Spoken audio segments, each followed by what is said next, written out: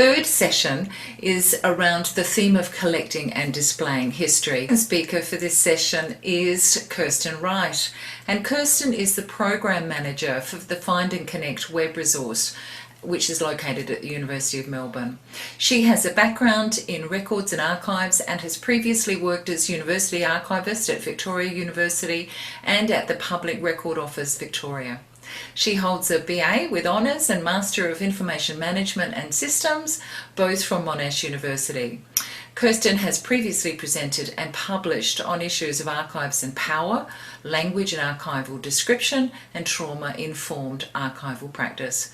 Welcome to Kirsten, who's going to speak to us about 10 years of the Find and Connect web resource. We definitely wouldn't be here without them, and their ongoing engagement with the site is really what makes it so useful for everyone. As far as we're aware, it is the only site like it in the world, and certainly something that other countries and jurisdictions are often interested in. The issues of records of out-of-home care and records access are of course not unique to Find and Connect, but, not unique to Australia, I should say. But Australia is the only one to respond in this way and in this national way, and to provide the information in the way that we do. So today I'm going to consider issues of records access within the context of Find and Connect, talk about access, why access to these records is so important and what these issues are. And then to end, I'm actually going to turn to some more recent work we've done to create a map of children's homes across Australia and some of the findings that come out of that.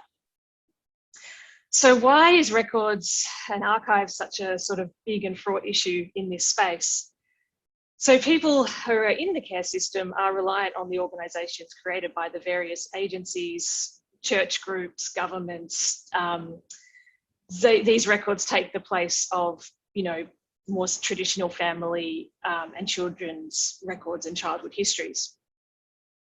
These records were not created with the child in mind and without any thought that the child, now an adult, would ever access them. I would like to think some of this thinking has changed today for kids in care today, but I guess I am not hopeful.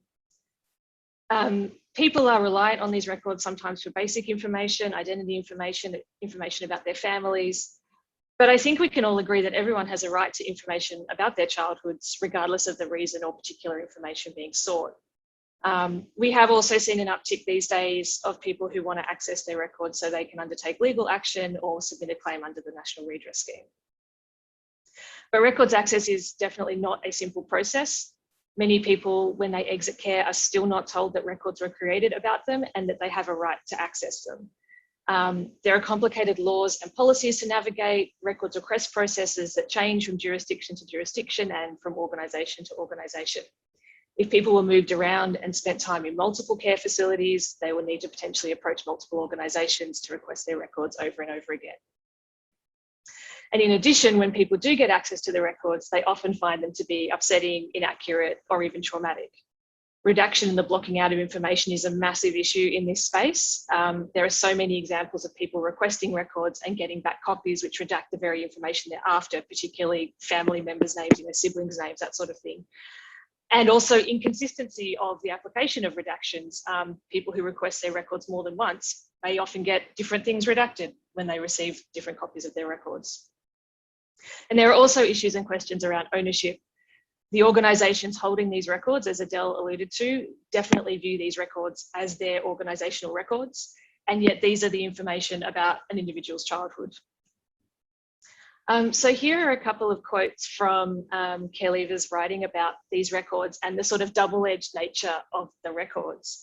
Many of you would know Frank Golding, who's been speaking and writing about these issues for a number of years. And this idea of records being a repository of hope, I think, is such a powerful idea. But he goes on to talk about how these official records can then dash the hopes of care leavers who are trying to find specific information or to answer the questions they have about why they were put in care in the first place. And also people who expect to be provided with a substantial file of their time in care, and nothing like that might exist. And the records might not answer any of these questions, but instead throw up further questions. But these are also not new issues. We talk about the trio of government inquiries which discuss aspects of the care system, bringing them home, lost innocents and then forgotten Australians. And all of these did raise issues of records and records access within the context of out-of-home care. But today, given that it is the 30th anniversary of the Aboriginal Deaths in Custody Royal Commission, I also wanted to highlight that Royal Commission in 1991 also raised the issue of access to government records around family of Aboriginal people. And of course, so this is recommendation 53 from the Aboriginal Deaths in Custody Royal Commission. And this recommendation was picked up and expanded upon within the subsequent inquiries, and also again by the Royal Commission into Institutional Responses to Child Sexual Abuse. But these issues that remain, and they're not new issues, which is difficult and problematic. We spend a lot of time on Find and Connect documenting where the records are and how to get access to them, and keeping that information up to date as organisations change, you know, who holds the records changes over time. So yeah, that's part of our work, is to make sure that this information is kept current, because we know how important it is to get access to these records. And we also do a lot of advocacy work and working with record holders to push them to improve their practice. We've developed a number of tools for people wanting to start their records access process, and also for record holders, because a number of them, even if they get to the stage of understanding why these records are so important and they want to improve their practice, they don't necessarily know where to start. So yeah, we've got a lot of information on the site about where they can start, things to consider in this process, and so on. Something we've definitely observed over the course of Find and Connect is that good practice tends to wax and wane, and it is definitely reliant on individuals in sort of key influencing positions within organisations understanding the importance of these records and being prepared to build relationships and work with community groups and work with individual care leavers to improve access. And it does often mean that if somebody leaves an organisation, the records access service can suffer.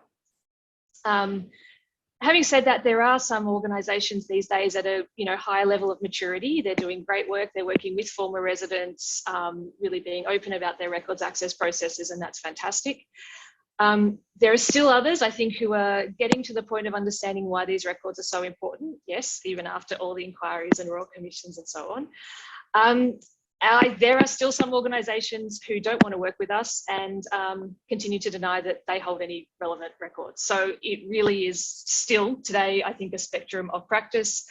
I do think that on the whole, there is a greater understanding, and that maturity level of providing access has increased overall, but yeah, definitely large gaps or large changes in how people provide access. I will say as well, the Royal Commission into Institutional Responses to Child Sexual Abuse was quite useful for records access, as they had the powers to compel organisations to produce records. And there were definitely records produced for the Royal Commission that some organisations had not provided access to previously. But yeah, I do think records access in general is better today than it was 10 years ago. So these, when I was thinking about sort of what we talk about and what we advocate for records access, I put together this, oh, if my mouse works, I put together these sort of foundational concepts I think we talk about or advocate for when we do talk about better records access in this space. I'm not really going to go through these in any detail. Any of these could be a talk in and of themselves, but happy to pick any of these up in question time, or have a more general discussion, of course, but just to sort of where we're coming from, I guess, when we're talking about records access. If you are interested in these ideas around records access, we have lots more information on the website, and there's also, I just wanted to highlight 3 key documents in this space, which are, I think quite useful. The first one was developed, again, published by the Department of Social Services under the Find and Connect umbrella. It was published in 2015. And it provides access principles for record holders and then best practice guidelines providing access. And we recommend this document all the time. We talk about it all the time. It's a really practical, useful document for those record holding organisations. It steps through all aspects of a record request, from first receiving a records request through to releasing documents to the applicant and beyond, if the applicant wants to respond to those records or that sort of thing. provides really practical things and decision points for organisations to think about, and also I think to provide some reassurance that they can release records and the sky is not going to fall down. Everything will still be okay. But yeah, that's a really useful document. And if you haven't had a look at it and you're interested in this type of thing, I would definitely recommend it.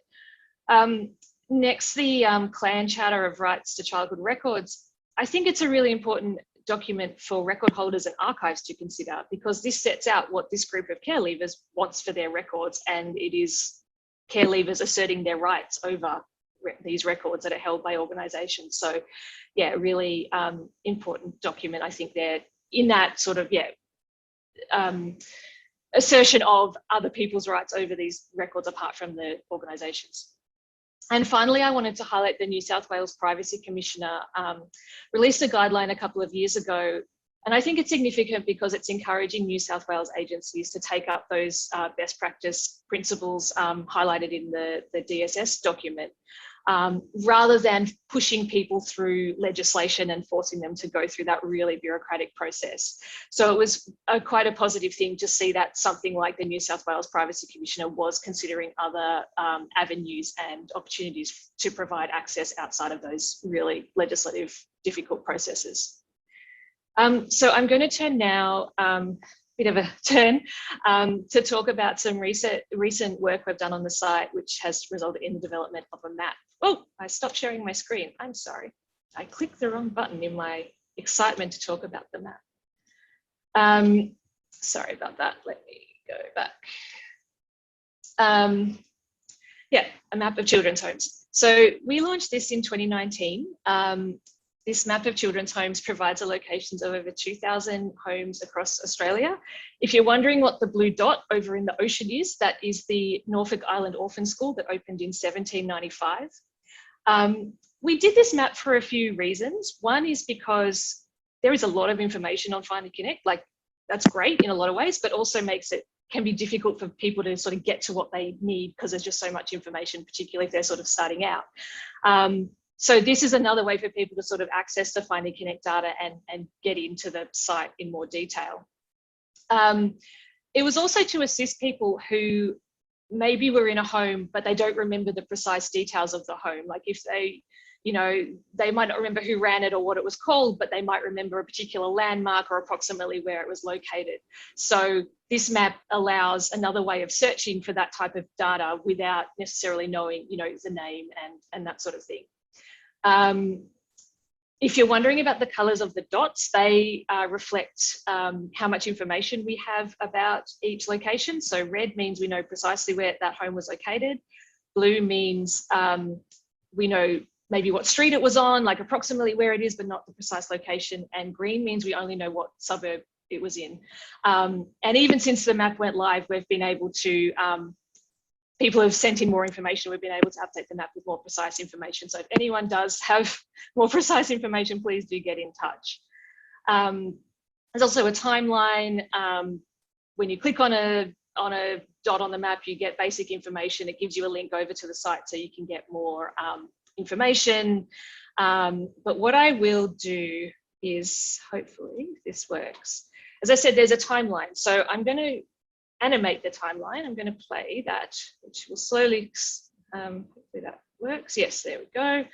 You will see the dots starting to appear. I'm going to keep talking while it's playing. And I just want to talk about some of the things that really became evident as we were doing the research to pull this map together. And first was that these homes were everywhere. A number of people today have talked about the systemic aspects of care, childhood care, out-of-home care, and I think that's really illustrated by this map. They were not hidden away. Of course, homes were in rural and regional areas, but the sort of notion that, oh, we still don't know about this history because we don't know where any of the homes were. They were everywhere across Australia. It was a system, and I think that is really illustrated with this. Also, something that came out of this research, which we were really not expecting and I think is really difficult and problematic, is the number of children's homes that are now aged care facilities. What do you do with a former orphanage? You turn it into an aged care facility. And I know this is getting picked up in the next session, but so many people who grew up in care have shared their fears and distress at the idea of re-entering an institution at the ends of their lives. And they may be re-entering a former children's home. In some cases, the same names are being used. So Melrose Home for Boys in Pendle Hill, New South Wales is now the Melrose Retirement Village. In some cases, it's the same providers running the facilities. So the United Protestant Association ran Woodlands Home, that was a children's home. It's now running Woodlands Lodge UPA aged care service on the same site.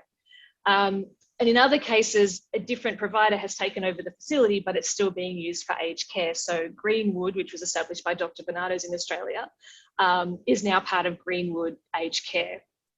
The same site, I should say, doesn't necessarily mean the same buildings. Some children's homes have been demolished and some are on the same grounds in newer buildings, but especially the reuse of names and having those sites, I think, is a really an issue that really needs to be considered in this space, around aged care for people who grew up in institutions. So as I said, the map's been really well received. If you do have any more information, please get in touch, go and play with it, have a look at it, etc. Just really quickly to finish off, we've had the news earlier this year that all the Find and Connect programs are to be renewed for another 5 years until 2026. This is obviously great news for us and really means we can plan to do some major updates to the site, as well as the policy and social landscape changing since Find and Connect went live. There are web technologies available now that were not available in 2011 or earlier. So we'll definitely be doing a lot of work on the site to redevelop it and make it more user-friendly. So in this forum, I did want to say, if you're interested in being part of that process, if you've got any feedback about the site, if there's things you want to see on the site, please do get in touch, because this is a perfect time to do that, because we'll be doing a lot of planning and work for the next 5 years. So that's all I was going to say. You can contact me direct. We've got a generic Find and Connect at UniMelb email address, or you can also send feedback through the site. So please do get in touch if you want to. Thank you. I will stop sharing my screen. Thanks, Kirsten. That was great.